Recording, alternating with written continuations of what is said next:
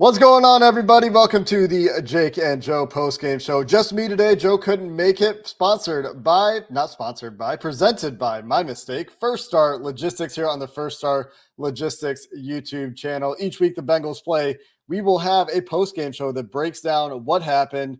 We'll have the biggest insights. We'll review some of the coolest plays from the game. We'll give away some cool prizes this week. It's that tailgate kit that you can see if you're watching, with the cooler and the full tailgate pack decked out in Bengals theme.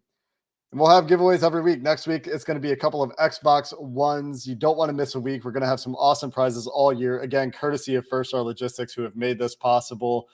And that is something that you can keep an eye out for. I will announce the winner of this week's tailgate pack toward the end of the show today. And finally, we've got a win to talk about, guys. Unfortunately, like I said, Joe can't be here today. He will be back with us hopefully next week. And I wonder how you guys feel about this win. I'm really curious if you can let me know in the chat how you're feeling after this game. The Bengals win by a final score that I don't even know, 34-21, 27, 34-24. Shows you the things that I care about in these sorts of games. They win by 2 scores in a second half that felt more dramatic than it had to be.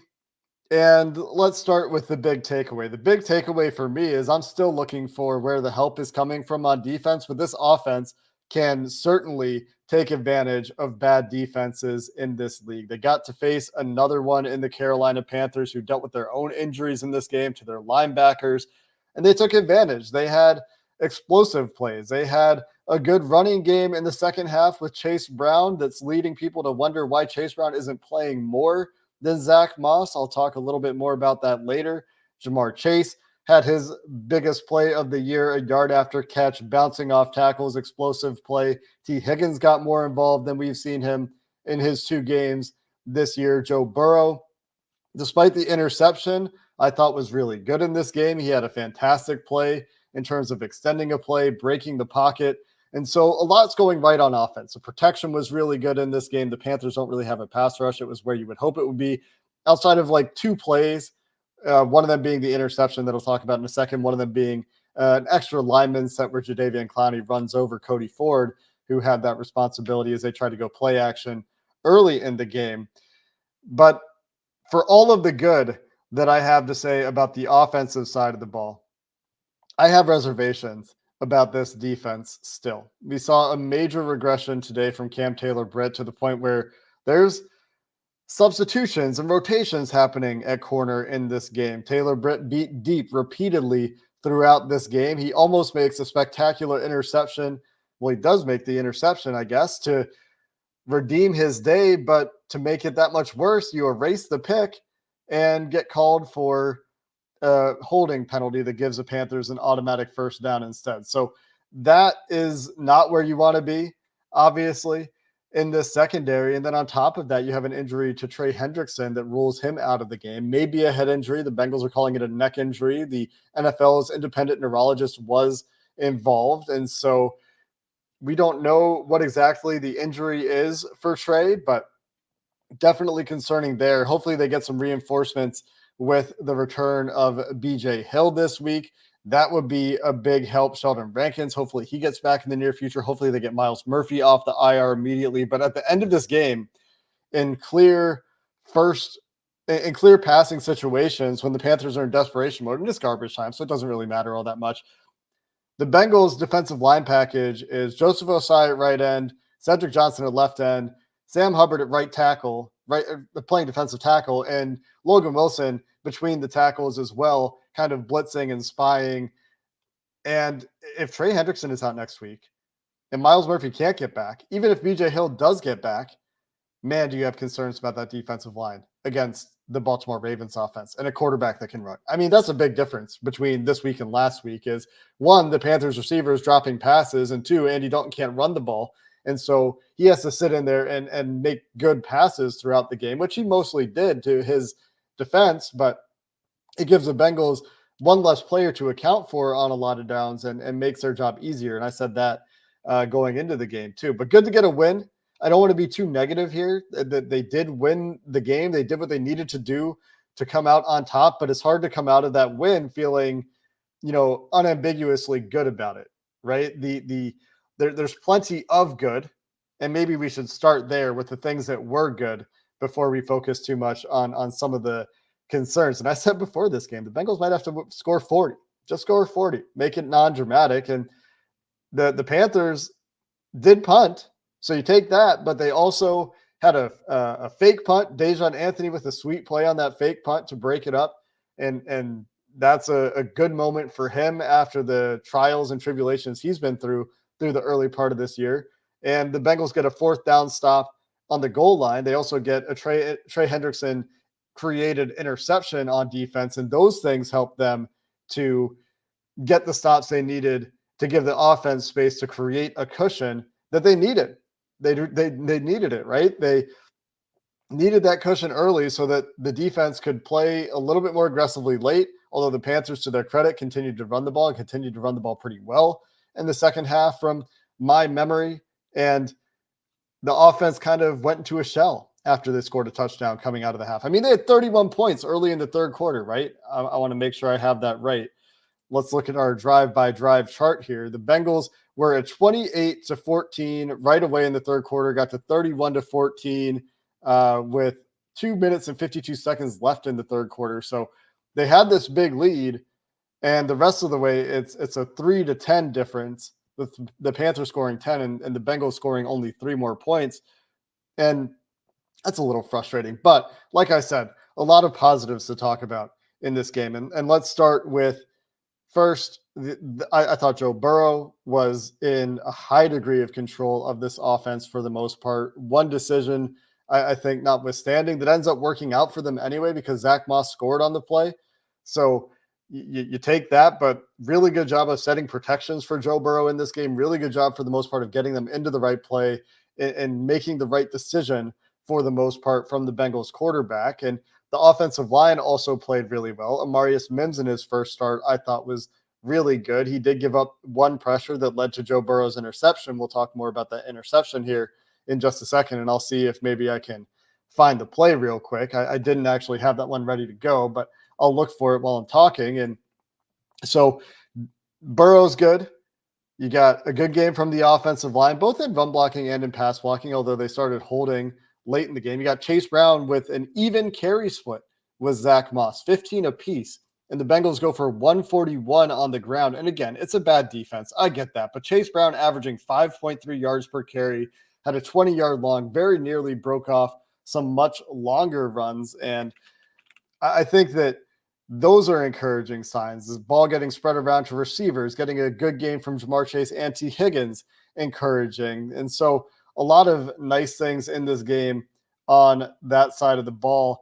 And the only criticism I have is going to be that they didn't get the late plays that they needed in the second half. And in the second half is where second downs really started to get them, right? They would get into these second down situations where they threw a screen to Drew Sample. They throw to Gesicki on a second down. He goes backwards. They get an offensive pass interference penalty, which is a really bad call, by the way, on second down to set up a 2nd and 19.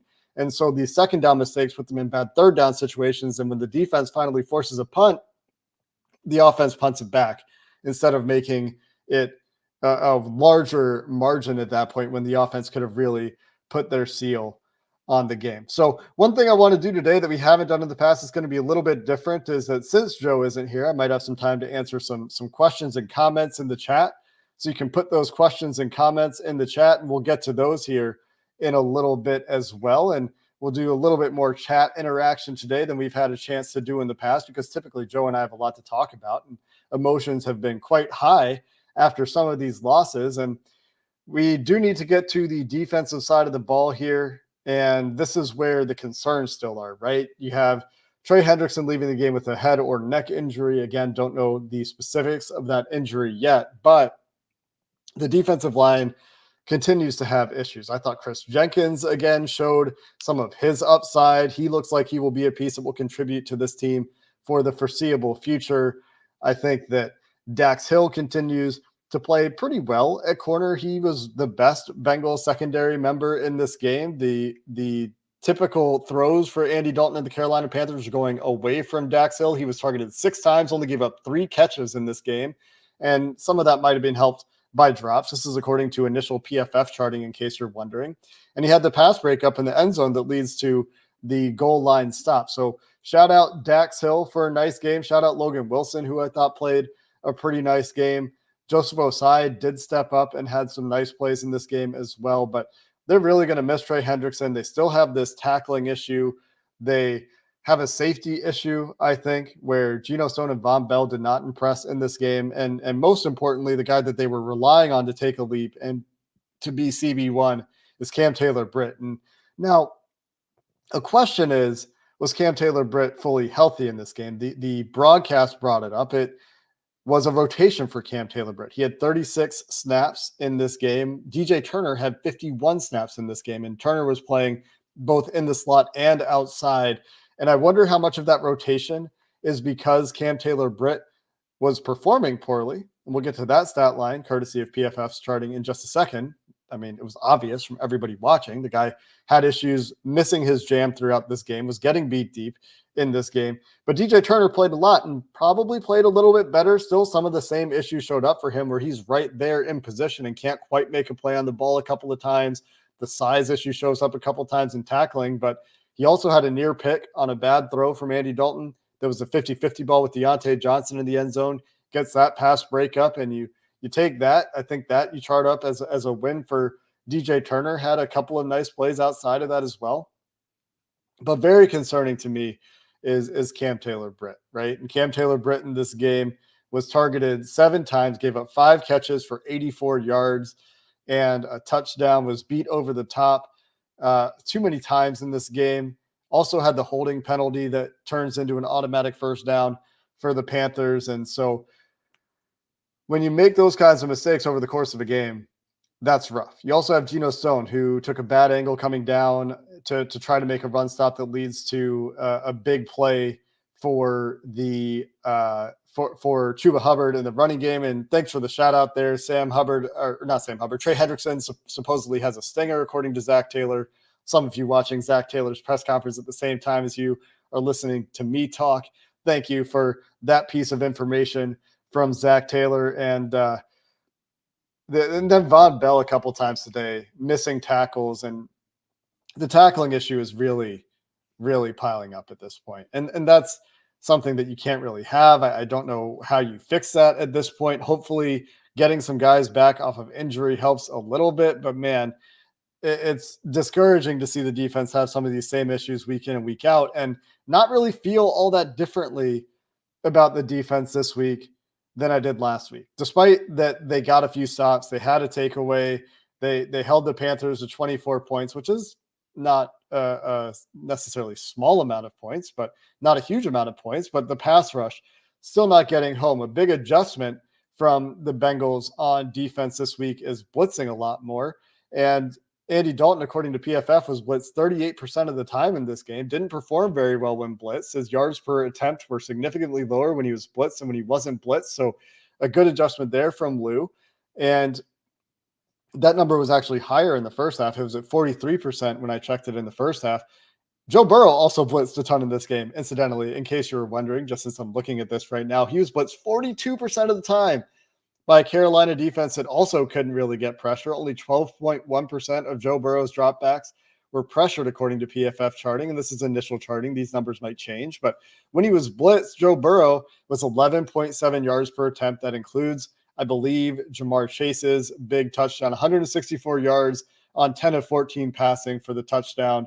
And let's talk about Joe Burrow's interception as well. And then we'll see if we have some questions in the chat, some comments in the chat that we can talk about. I'm going to pull up that interception here. So I'm going to change my screen. And here is that pic shared, of course, by the Carolina Panthers on YouTube or on Twitter, sorry. And what we're going to see here is a scramble drill, right? You have Joe Burrow navigating the pocket. And one thing that we're watching is an overset from Amarius Mims. This is still probably a flaw in his young game that needs to be cleaned up. But on the topic of this interception, and you see him lose pretty immediately. Joe Burrow shakes off the sack, and we saw him doing this a little bit more in this game. Gets reset quickly here and throws the ball, and you're going to see that there's nobody there. But here goes Jamar Chase running in the wrong direction. You see Jamar Chase breaking out. When Joe Burrow releases this ball right here, Jamar Chase is running exactly where Burrow throws the ball. Then Jamar turns when the ball is already in the air. And in Jamar's defense, he's not looking back. He's not making that eye contact with Burrow, but the ball ends up in the opposite direction. And the safety who's over top of it and has eyes on Burrow the whole way is able to go and make a play on the ball. Now, if Jamar is running the right way here, he certainly has a chance to make a play on the ball here. And I don't blame Burrow for this, to be 100% clear.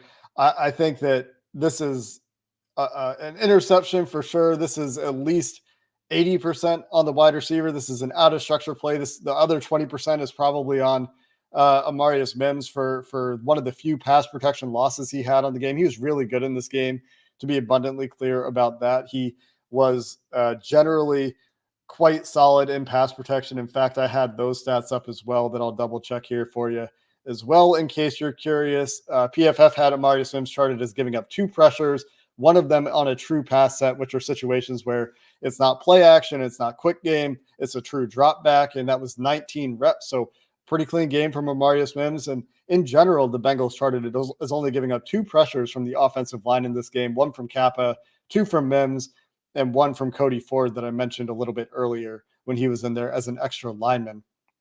Really good games in pass protection from Orlando Brown, from Cordell Volson, from Ted Karras, and from Alex Kappa in initial charting. Also, really strong performance from Alex Kappa in run blocking, according to PFF's initial charting. And Cordell Volson was having a really nice game as a run blocker as well. And we'll look at some of those plays here in a second.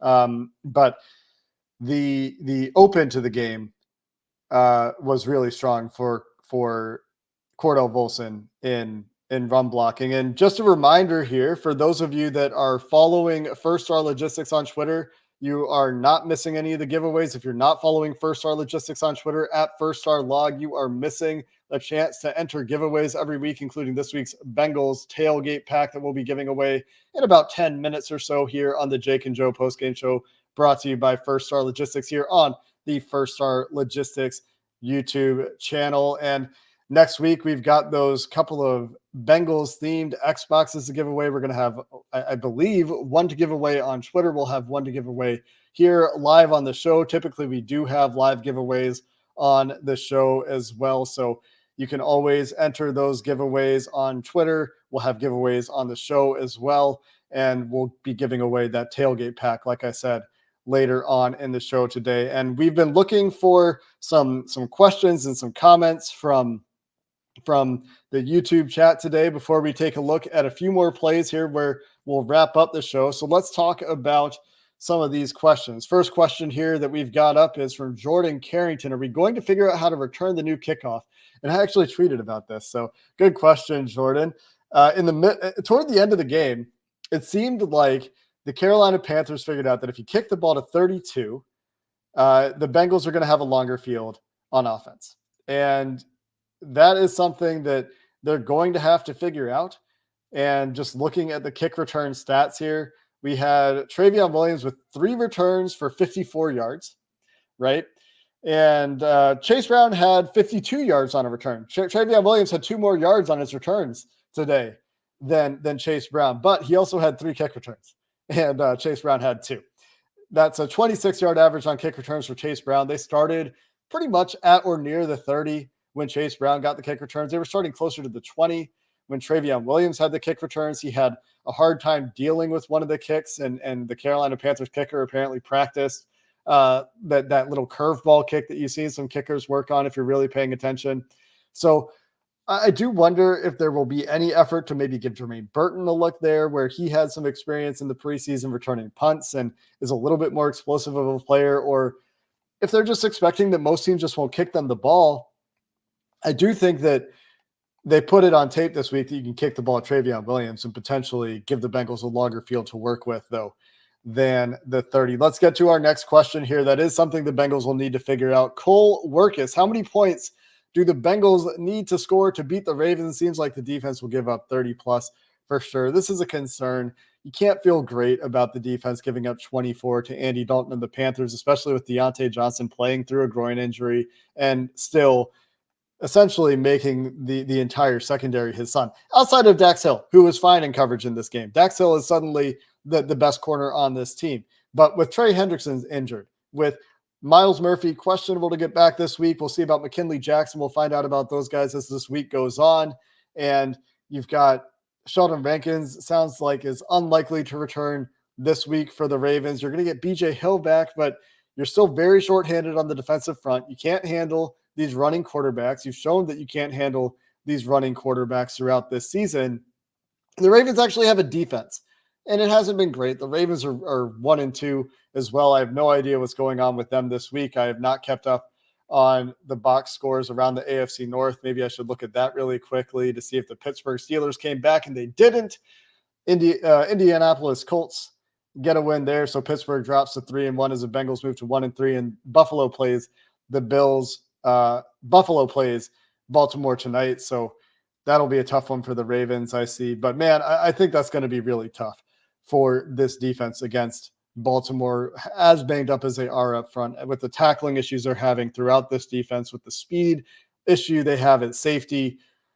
We'll see if they get up for the game, though, because they got up for that Chiefs game, and it's largely the same defense that they had when they played the Chiefs. And we'll find out if they can get up for a division game. That's going to be really tough, though, and more onus than ever on the offense, and it's a tougher defense. I think the Bengals offense has shown the last couple of weeks that against these bad defenses, 33, 34 points, that's pretty good.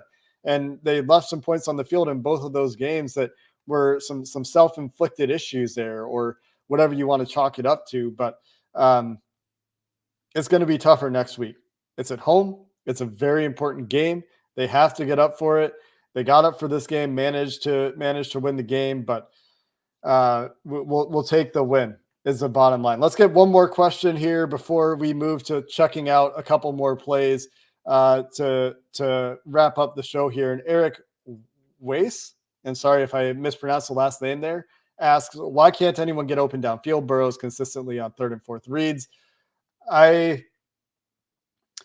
can't really answer that one, unfortunately, watching live. I would have to see more of the all 22 kind of stuff to have a good answer for that one. It felt like, I agree, Burrow is checking a lot down. That could be a play calling issue. That could be an individual players not separating issue.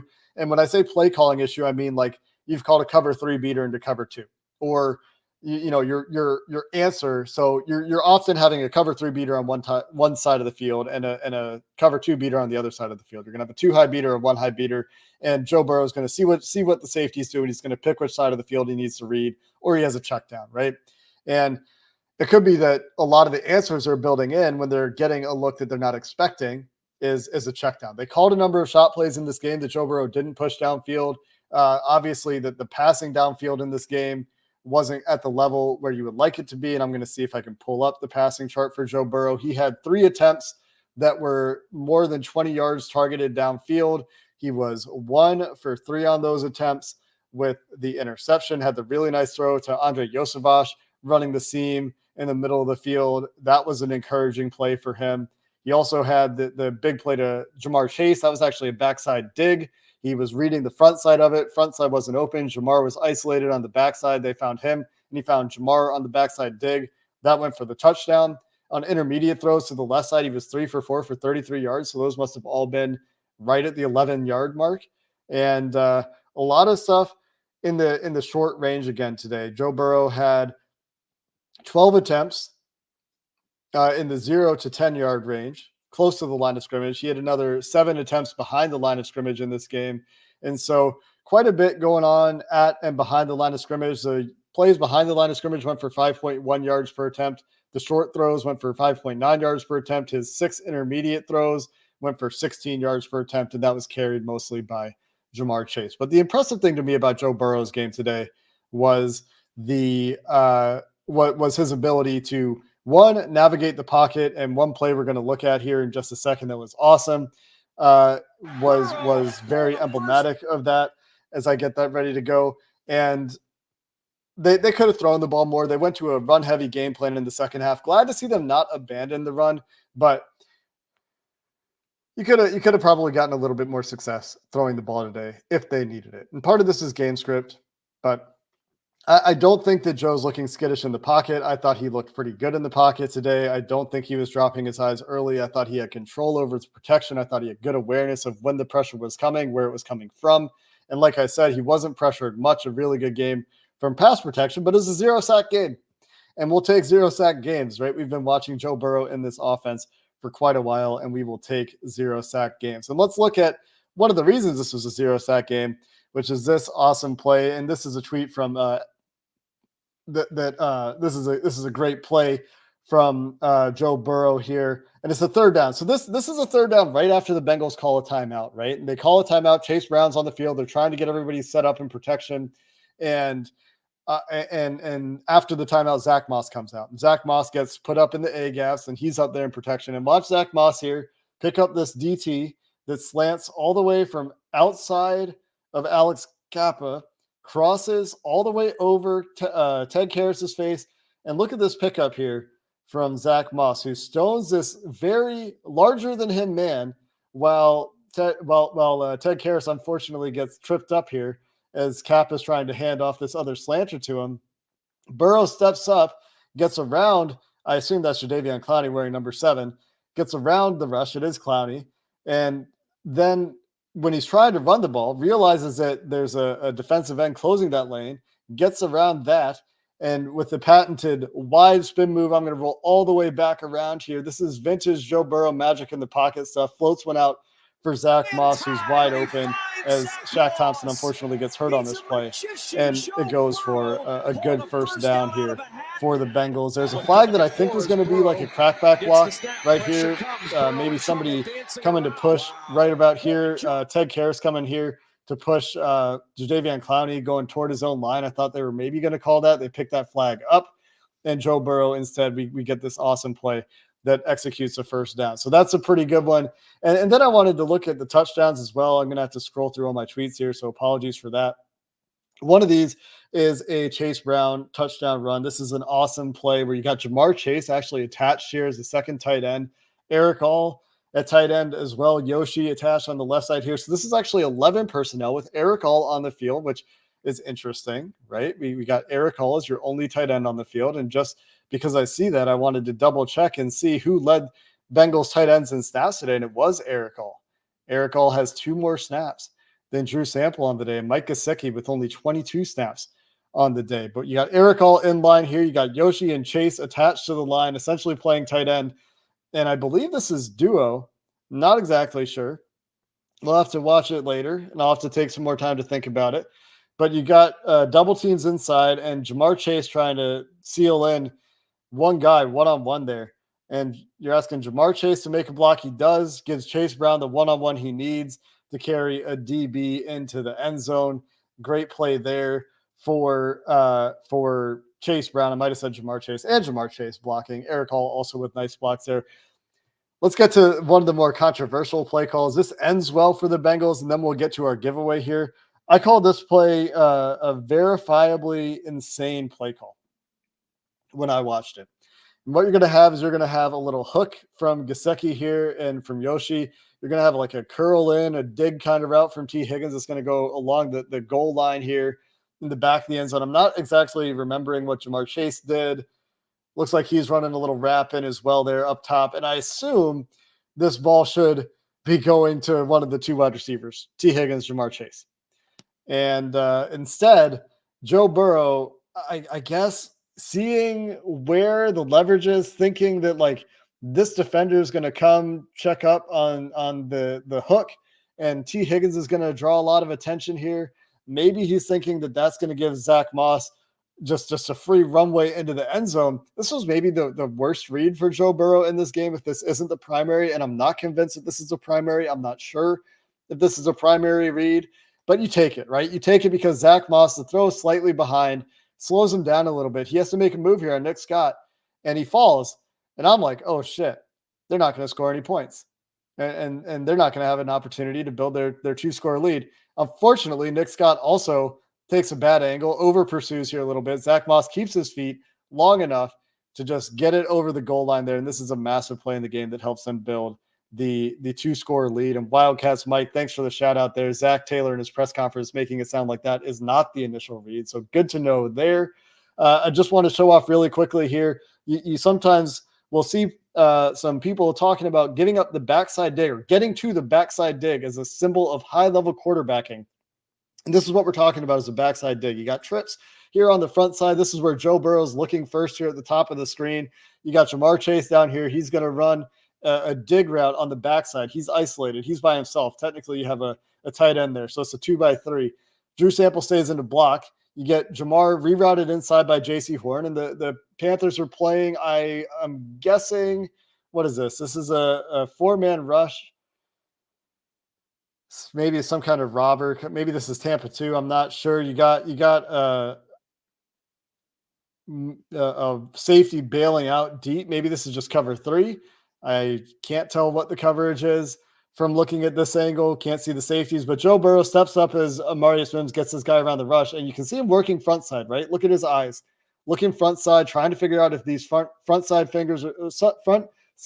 receivers are going to be open. That's not there. Gets to his backside read. Jamar Chase wide open here in the second window, and then, I mean, this is a screenshot, right? This turns into a touchdown for Jamar Chase. Awesome play here. Bounces off one tackle, bounces off a second tackle. Third guy misses him. That might have been Nick Scott too. Nick Scott might have been pivotal in 3 of the Bengals touchdowns in this game. Runs in with an escort. Here's the screenshot. Touchdown, obviously. One more touchdown we can look at here. I thought this was a freaking awesome play. This is the Bengals' first touchdown of the game after their first drive, backed up on their goal line, stalls out. And there's a few things here to look at, right? One, you get Eric All coming across the formation again. They've used this play to great effect throughout the season, getting across, getting a good block in there, cutting down the backside linebacker or end. I guess that's an end who's trying to make the play there, who's otherwise unblocked, right? But then watch the interior offensive line here. Watch as Cordell Volson turns this guy away. Cordell gets to the second level, and Alex Kappa turns this guy away and just opens up a massive hole. Look at that. Cordell sealing off the backside. Kappa torquing the front side defensive end out of the play. Nick Scott thinks it's a passing play. Here's Nick Scott. Look at Nick Scott's eyes, looking over to the left side of the defense for some reason, looking to try to figure out what's going on. Too late to react, and a great touchdown run, 1 of 2 on the day for Chase Brown. Really nicely blocked up from everybody up there on the Bengals defensive front. And now we've watched all the plays that I intended to watch in this game, some of the touchdowns, Joe Burrow's interception that I wanted to talk about, the crazy throw behind the line of scrimmage on 3rd down, which is a crazy decision that luckily works out. And now we can get to our giveaway today. We've got awesome Bengals tailgate pack cool down kit to give away. And I believe we have our winner that will get pulled up on the screen here. And that is Case Osborne on Twitter. We will get in touch. Maybe it's Casey. Sorry. It's a spelling that I don't know how to pronounce. You got the week 4 winner of the Bengals Yeti tailgate kit. Congratulations to Case Osborne, our winner from Twitter. We will get in touch with you. We'll get that out to you. And thanks again to First Star Logistics for giving us this platform. Joe Goodberry will be back with me here on the Jake and Joe postgame show, hopefully next week for the Baltimore Ravens game. Appreciate you taking the time to hang out and listen and watch the Jake and Joe postgame show presented by First Star Logistics. And again, can't say enough good things about First Star Logistics, one of the fastest growing companies in Cincinnati. They're hiring, and you can check that out wherever you find First Star Logistics information. Got the graphic there up on the screen. Appreciate it, everybody. Until next time, the Bengals 1-3 get their first win of the season. Hoo-day. I'll see you next time. Dave Lapham here, and every day I am grateful for my experience to have played professional football. As a player, I realized self-motivation, leadership, and appreciating your teammates are key. At First Star Logistics, you can use those same attributes to create the life you want for you and your family. Build your future by working hard like I did. You'll see results both on and off the field. Call First Star Logistics today and be part of our winning team.